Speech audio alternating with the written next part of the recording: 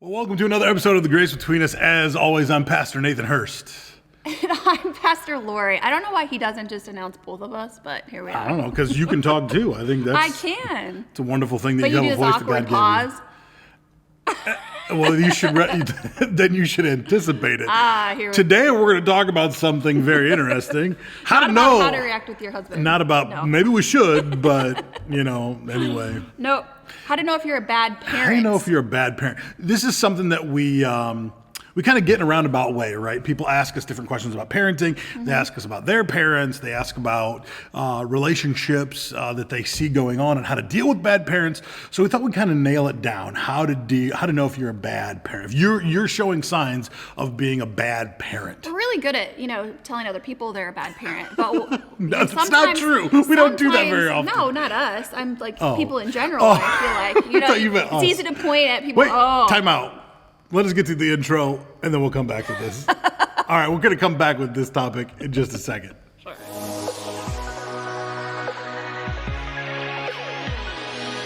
All right, so we're back on the topic, how to know if you're a bad parent. And as Lori was saying, yes, we as a society love to tell people that they're bad parents, but often we don't want to introspectively look at ourselves and see if maybe we're the ones that have the problems. Moms are the worst. Moms are the worst. You see memes out there, and it's like, oh, that's so awesome that you're doing this, and they're totally mocking each other. I know. And they're trying to say it in this way that no one can say I'm being mean, but I don't like what you're doing. It is crazy out there. It's crazy. It's real hard out there for a parent.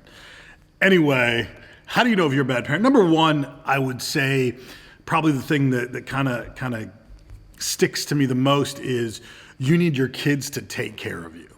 Whether you're an aging parent. Now, there's a difference between you're so aging that it's that time of life. But if you're able to take care of yourself in any way, shape, or form, or if you haven't left enough of a legacy and your kids have to take care of you because you haven't done your job throughout life to take care of yourself to some extent or another. It's kind of like the overarching idea. Yeah, this is the overarching idea that your kids need to care for you, that your kids are literally there to emotionally support you. They're there to support you physically. They're the emotional support you have in your marriage relationship. Like you go to your kids when there's stress with your spouse. That's not good. That should be red flag number one. If you're looking to your kids to care for you at all, they're the reason to brighten your day. Listen, I love my kids. I love when they're cute and fun and innocent. They're not there to care for me. Right. They will never be there to care for me. Right. Their job is never to care for me. You chose to have them, and you Come had on. a certain amount of time to care for them. Come on. But you shouldn't expect them to meet your needs. No, the roles are never supposed to reverse. Now, if you have little kids and they're literally taking care of you, like waking you up, making sure you get fed, brushing your teeth, there's a level of abuse there that's off the charts. Okay? That needs to be dealt with a professional right now. That's a huge problem. And if there's someone that you need to stay emotionally sound, that is not appropriate. It's too much for a kid. That's not healthy. Even if they're adult children, they're not there to help you deal with things emotionally or through your spouse or whatever. There's other ways to get that done. So I'm going to get over that one real quick. But if you're on the track to being a bad parent, your kids are taking care of you, not the other way around. Right. Here's the next one. Your feelings come before your kids. Yes, it's a difficult one. It's a difficult one. When your feelings, how you're feeling that day, you're feeling bad, you're feeling beat up, the funds are running out of the account, and you put that in front of your children man, everyone gets caught up in this from time to time, but I'm talking about consistent behavior, right? Consistency in behavior. If you're consistently allowing your feelings to be above your children, you are wrong. Everything about that is wrong. I have to check myself sometimes. Come on, right? Well, wait. Yeah. I'm reacting out of other frustration, and this does not need to be projected onto them. That's right. They did nothing to deserve that, No. and there's no reason for that to. Sometimes you know, it's general sadness and depression issues. Sometimes it's outbursts in the way we project on to the children in different ways. Sometimes with adult children, life has happened. Maybe Yeah. you've gone through a divorce and you're projecting that on your kids. Maybe you've gone through financial unrest and you project that on your kids. But whatever it is, maybe, just having a hard day at work and you project that onto your adult kids. Whatever it might be, your feelings are not supposed to come before your children, ever. if anything, Ever. it should stop you. Your kids, Yes. looking at your kids should stop you and be like, okay, Yeah. whoa. I need Yes. to check myself before I wreck myself. There you go. Let's bring in that 80s lingo. You best check yourself before you wreck yourself, fool. And you're going to be the fool, and you're going to wreck yourself. And you're going to wreck possibly a really good relationship with your kids, especially in the future. If you're doing it to them while they're young, trust me, get out of that cycle right now. Apologize. Do everything you can to make it right, and then fix that. It's not all lost. No. But if you're doing that with older adult children, you're likely very soon going to lose them and lose really a good relationship that you could have. So feelings come before your kids. Oh my gosh, that's a big one. Next one. This one, it's crazy because we've all heard the phrase, Yeah, come on. do as I say, not as I do. That's right. Right? And so many times parents are like trying to get their kids to overlook their issues and Yeah. try to say, well, it doesn't count, that rule doesn't apply to me. Yes. Or, mommy has to do it this way for this reason and you Yep. should overlook that. Yep. Even though I tell you it's bad over here. Yeah. Yeah. So if you have a standard for your life, for morality, and you don't follow through with it, and then because of your issues in life, you try to legitimize not following through with Yeah. whatever it is that you've set up as a standard, trust me, your kids are going to see through that in a hurry. So you ask your kids to overlook your issues is a big red flag. When you start saying, well, honey, you don't understand what mommy's going through. You don't understand what daddy's going through. I know I yell at you and scream at you and I know I shouldn't, but, and this is one for me because this is, how I grew up in a kind of a loud household, and I can't tell my kids just appease my behavior. I have to stop that. Knock that off, right? And I don't yell nearly like I grew up yelling, and I don't yell nearly as much as I used to. But I'm never going to try to have my kids appease my behavior by saying, it's okay, Dad. We know we shouldn't react that way, but it's Right. okay for you It's okay to. for you. Or maybe it's spending money. You tell your kids to save, and then you're the one burning the finances like it's on fire. Yep. Like, that's not good. You Nope. can't tell your kids that it's okay to overlook. Or you have maybe a food problem, right? You tell your kids to eat healthy, and all you're doing is snacking on Ice Doritos cream. and Twinkies, Twinkies, nah. whatever it might be. Oreos. Yeah, right? You can't sit your kids down and be like, you guys need to eat healthy, because you want good things for your children, You do. and then overlook the issue in your own life. So I don't care what issue it is, when you start asking your kids to overlook those issues, man, you are on a negative path in a hurry. Don't do that. Next one, Go ahead. big one. You control by guilt or money. If you try to manipulate your children and control them by dollars, you are a bad parent. If you try to guilt your kids, well, what about my feelings? What about what I want? Oh, come on. I'm just gonna laugh. Oh, you start trying to control your kids through guilt. We haven't seen you in so long. We didn't get to see the grandkids on Grandparents' Day. And you start controlling the children. Or maybe they're real little. Honey, if you really loved mommy, if you really loved daddy, honey, if you just knew the day I had, you would do this for me. That is so wrong. That is going to destroy your child in the long term. Come on, this is real stuff getting real. You feel the weight of this one? Ooh, I don't like it. But it's good for us, right? Take assessment. Yep. Healthy assessment. Don't beat Yep. yourself up. Healthy assessment. Okay, what can I do to change as a parent? And we talk about parenting stuff because we're in the middle of it right now. Yep. We're in the swing of things. Yeah, all of it. So these are Every day. things that we have to apply to our life. We do apply to our life. And sometimes they don't always show us what we want to see. We have to Sometimes remind each other. yeah, I'm telling you, right? You're a parent. You're a parent. You're not your kid's friend. You're the parent. You're the adult, right? Oh, so you I gotta. love that. You hear people say they're my kid's my best friend. In some ways I love it. In some ways I cringe because I'm like, that's a lot of pressure. That's right. That's a lot of pressure on these kids. And, That's right. Let them be a kid, That's not right. holding that expectation. Even an adult child, don't hold that expectation over them. Maybe you're boring.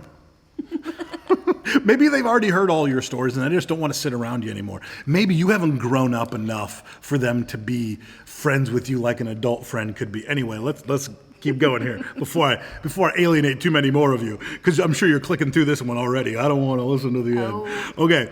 But the next one is that you don't see your adult kids as adults. I think this is a hard one because we don't want to see them as adults. And it's... Well, you have a syndrome, which I like to refer to a lot. It's called the I wiped your butt syndrome, right? You wipe a little kid's butt and you don't see them ever growing past that. Yeah. You don't see the adult child that they are. You don't respect the boundaries. You don't respect the lifestyle that they've created for their family. Maybe it's not the choices you had made. Oh, well, shut up. Moms and dads that are out there have adult kids that it's one thing if it's an immoral standard for your family and you're trying to keep up. It's another thing if it's again, some of those higher end standards. That's not what I'm talking about. I'm just talking about Johnny decides to drive a Toyota and not a Ford. Shut up. Shut up. Johnny decides to spend his money on vacations and not buy a big house. Again, shut up. They get to decide the boundaries for their life. And some of these boundaries might actually push into some of the moral things you have. If it's not against God's word directly, come on, man. Like, figure it out and let the kids live their own life. Don't be offended when they don't choose your way. You know, Come on. This has nothing to do with you. Come on. They get to make their own decisions. That's right. And they get to decide that, and they get to live, and they get to learn their own way. And more than that, they get to create their own opportunities for failure, right? Everyone's going to have an opportunity to fail. You have to allow people the opportunity to fail. That's the only way some people grow. I'm not saying they should go through unneeded hardship. They should learn from you. They should develop, and they should maybe ward off some things that you went through. You know, that's a good thing.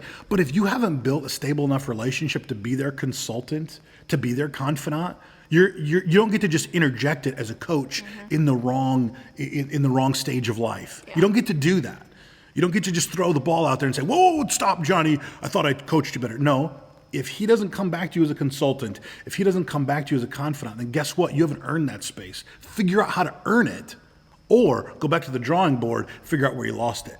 But you got to see those kids as adults, It's hard. I mean, we're not in that phase of life yet, so I'm sure it's going to be really hard when we get there, and we're gonna have to keep each other accountable. It's hard to see them growing up now. Yeah. Nash was doing some chores the other day, and I wanted to hover over him and grab his little hands and make him do it the way I would do it. Now, he needs to be guided, but he doesn't have the same dexterity I have. He did a great job. He did a phenomenal job. Such a great helper. It took him twice as long as it would have taken me, but he's 8. He's 8. So come on, man. Let him grow up and let him experience, let him develop as they're supposed to. Well, I have a couple people in my life where we've talked about, parenting and what we want to see ourselves as parents as our kids grow older. And hey, keep me accountable if you see me doing this behavior or this or that. That's right. Obviously your spouse is a good person that will keep you accountable too. But, if you're aware of that, that's an important factor. It's a very important factor, man. Next one there, last one there. The ways to see that you're a bad parent is that you don't see or recognize boundaries. Yes. So if someone puts a line in the sand and says, hey, please don't do that again. Yep. Don't do it. Don't talk about here's the other thing too. Your kids start setting up boundaries as they get older, right? You're going to have, maybe your teenage child says, hey, mom and dad, I'd like a little more privacy. Can I shut my door? And as long as they're not breaking the rules of the house, they're not smoking pot, they're not looking at porn, they're not doing things that are aberrant. They just need their private time. If you're this outgoing extrovert, don't break into that, right? Let them be and create some of those boundaries as they grow. Now, healthy boundaries. Again, I'm not talking about isolation. I'm not talking about the kid making the rules when they shouldn't be, but I'm saying creating proper and appropriate boundaries. Change over time as your parents grow or your children grow older. Yes, they're going to change over time. Like right now, we have an 8-year-old. I don't shower with an 8-year-old. We also have a 4-year-old. It wouldn't be inappropriate for me to shower with the 4-year-old as much, and he actually would ask for it more because to him it's still just playtime.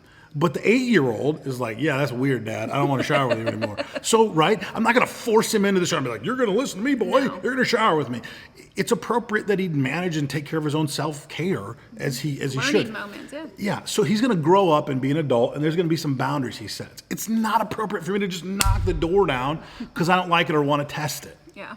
It's not appropriate for me or his mother to just break in there and cut up that boundary because we're the parent. Well, I'm the parent, bless God. You got to honor and respect your parents. It's funny too because most of the time parents see the health and boundaries. However, they don't see the health and boundaries with them. That's right. And so they will be the first to tell you, hey, you need to tell so-and-so that back off. Yeah. But when it comes to them, you're not allowed They to do want that. free reign. And the facts are that eventually your kids need healthy boundaries. Listen, it's not okay for you to shower with a 25-year-old.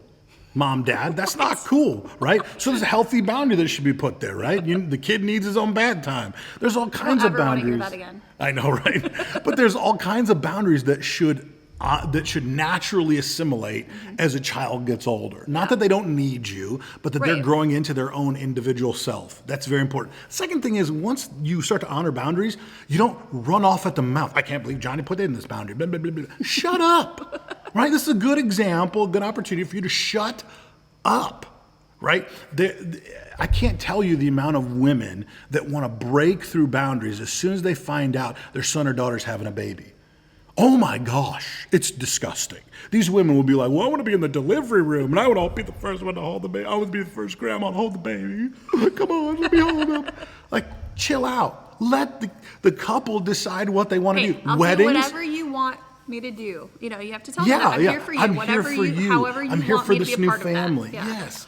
Weddings are another time this stupid idea rises to the surface, man. I've seen grown men act like petulant children because they didn't get their way. I wanted pigs in a blanket for hors d'oeuvres and I didn't get them. I wanted a chocolate fountain. And it's not Shut your up. day. You had your chance. Yeah. I don't care if you're paying for it, tough guy. You had your chance. Let the kids do what they want to do. They want to elope and go to Hawaii. Be thankful. Invite me. Be happy. Yeah, right. I'll do the service. Pay for us and we'll go with you. No, but on the other hand, like, you got to just understand healthy boundaries are there for your children to create, carve out their individuality, carve out their individual family, set boundaries that are good for them. And maybe they set the wrong boundary. It's okay. They'll learn. The boundaries are not bad for you. No. I mean, this means they're healthy and they're thinking of those things. Boundaries are the rules of the game. They're the rules of the engagement. And so that you understand how to engage with your children as they grow and get older. And I have two very different boys. One of them is going to want to come to us with every single question and explore it. The other is going to want to figure it out on his own. I don't need you. Yeah, that's right. Even right now, he acts like that as a 4-year-old. You know how hard it's going to be for me not to want to hover over his shoulder and be like, bro, I can help you. Like, I'm that fix-it, Mr. I think he Fix-It. might push you away. Come on, man. And he'll ask for her advice before my advice. That's the part that blows my mind. I'm like, come on, kid. We're both here to help you. But he runs to mommy first. Not that he's a mommy's boy, but she has a tactful way of saying, hey, buddy, I want to help you. Where I have a artful way of saying, I can fix that. He doesn't want my answer. It's okay. We're learning that. We're learning the boundary. And he's just 4. It's only going to get worse. So we want to encourage you guys, if you find yourself in any one of these categories, learn to right the ship now. The whole idea of this episode is to take inventory and not to beat you down. And just to be aware. Yeah. Yeah. Take inventory, not to beat you down. We want you to rise up to that idea of a good parent. If you had a parent that broke some of these rules, and there's others, but if they broke some of these rules and broke them consistently, recognize you had a parent that had a deficit. There was an area where they were a bad parent. It's okay to recognize that. It's okay to admit it. If they manipulated you with guilt or money, it's okay to say, man, I was pretty manipulated as a kid. That's not okay. That's not healthy. That's not good. Don't do that again to your kids. Don't continue the cycle. No, don't go around that mountain for decades and then pass that on to your children. That's right. There's an idea in the Bible of generational curses, and people go crazy with that sometimes. But the biggest way to cut off a generational curse, generational issue, is stop the behavior. It's not really rocket science. Like, the Bible's really actually pretty clear on this too. It's just stop the behavior. Stop allowing it to bleed into your family. Well, we can pray and we can believe for those things to be broken off. However, you have to recognize we have to change our behavior too. We can't continue doing what we're doing and expect to be a change when we know what that means. The definition of insanity, right? The definition of insanity. Such a cliche. Yeah, but we believe in the power of prayer. However, if you don't want to change. Well, actually, what happens is you don't even know what to pray for. You're just praying for, the genie in a bottle type God to Right. come in and zap and make your situation better. And you don't want him to force you to look introspectively and curb habits of the heart. Feel the feels. That's right. The Bible says, guard your heart, for out of it flows the issues of life. Everything comes from your heart. These are heart issues. Yep. Get introspective, wash it clean. Like, don't get under the blankets, get all depressed, right? Just figure out you're not perfect. Jesus doesn't expect you to be perfect, neither do your kids, and then move on. And when we say think introspectively, oftentimes we kind of throw terms around, but it Yeah. means to kind of step outside of yourself That's and right. look in and Yeah. see what would you tell someone else in your situation? Yes. How would you respond if you saw someone else acting that way? That's right. Would that be appropriate? And how would you tell them to change? And That's maybe right. those are the things that you need to apply to your life. Absolutely, man. We hoped you guys enjoyed this episode. Went a little longer than we anticipated. We hope you enjoyed this episode. We'll be back pretty soon with another one. And man, like, share, subscribe, do all those kind of things. If you want to see another video, there'll be some coming up just after this one. But more than that, follow us on all the socials at The Grace Between Us. We'd love to connect with you. We'll see you next time.